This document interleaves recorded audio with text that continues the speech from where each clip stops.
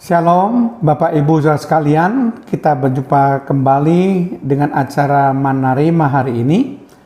Kita sebentar akan membahas renungan firman Tuhan singkat supaya kita makin kaya rohani. Mari kita buka terlebih dahulu acara Manarima hari ini dengan doa. Terima kasih Tuhan kalau kami masih diperkenankan untuk belajar firman Allah melalui acara Manarima hari ini. Kami sadar betapa pentingnya firman Tuhan. Kami harus terus-menerus mengisi hidup kami dengan firman. Karena firman-Mu merupakan pelita bagi kaki kami dan terang bagi jalan kami. Firman-Mu lah yang menuntun kami supaya kami tidak tersesat. Terpujilah nama-Mu Tuhan. Di dalam nama Tuhan Yesus Kristus. Haleluya. Amin. Shalom Bapak Ibu Saudara sekalian. Kali ini kita akan membahas topik menara doa bagian yang ke-9. Sekali lagi, topik yang akan kita bahas adalah menara doa bagian yang ke-9.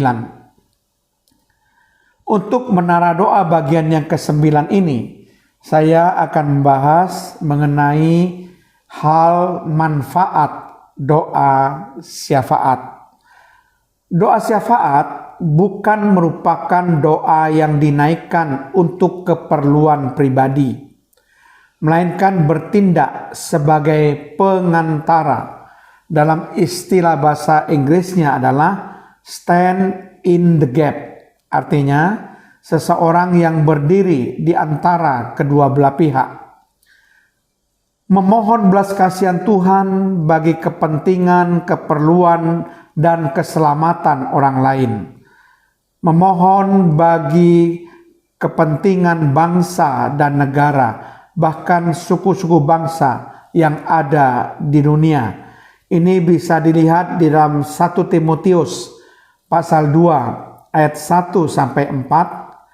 Mazmur 2 ayat yang ke-8, Yehezkiel 22 ayat 30 sampai 31, dan Yesaya 63 ayat 5 sampai 6. Manfaat doa syafaat antara lain, yang pertama, mengalihkan hukuman Tuhan. Kejadian 18 ayat 23 sampai 32, Bilangan 14 ayat 13 sampai 19, Yoel 2 ayat yang ke-17. Yang kedua, manfaat doa syafaat adalah memintakan pengampunan dosa. Daniel 9 dan Kisah Para Rasul 7 ayat yang ke-6. Manfaat doa syafaat yang ketiga, memulihkan umat Tuhan.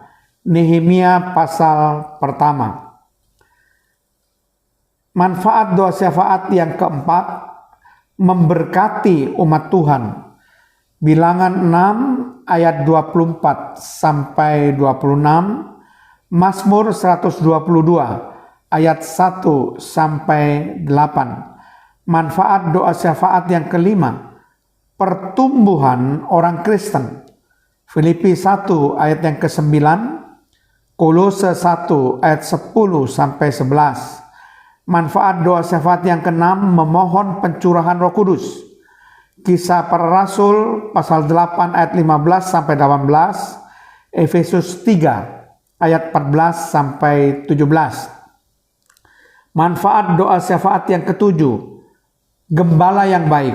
2 Timotius 1 ayat yang ke-3 sampai yang ke-7. Manfaat doa syafaat yang ke-8, pekerjaan misi. Matius 9 ayat yang ke-38. Manfaat doa syafaat yang ke-9, keselamatan orang lain.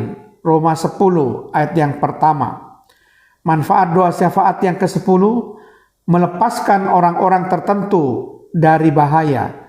Kisah Para Rasul 12 ayat yang ke-5. Manfaat doa syafaat yang ke-11, meminta kesembuhan seseorang. 1 Raja-Raja 17 ayat 20 sampai 21, Kisah Para Rasul 28 ayat 8, Yakobus 5 ayat 14 sampai 16. Manfaat doa syafaat yang ke-12, memohon hikmat Tuhan untuk memerintah dengan baik. 1 Timotius 2 ayat 1 sampai 2. Manfaat doa syafaat yang ke-13, agar orang-orang memuji-muji Tuhan. Mazmur 67 ayat 4 sampai 7. Dan manfaat doa syafaat yang ke-14, mendatangkan kesejahteraan kota. Yeremia 29 ayat yang ke-7. Itulah manfaat dari doa syafaat, yaitu ada 14 yang kita bahas kali ini.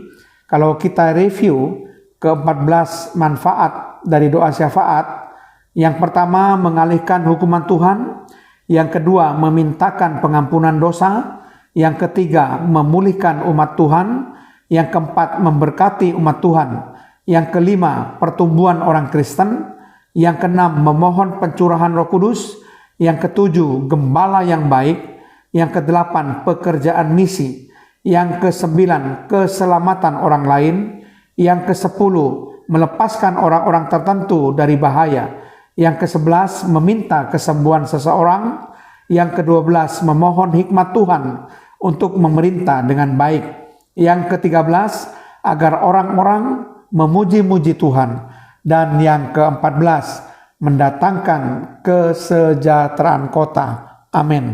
Mari kita berdoa.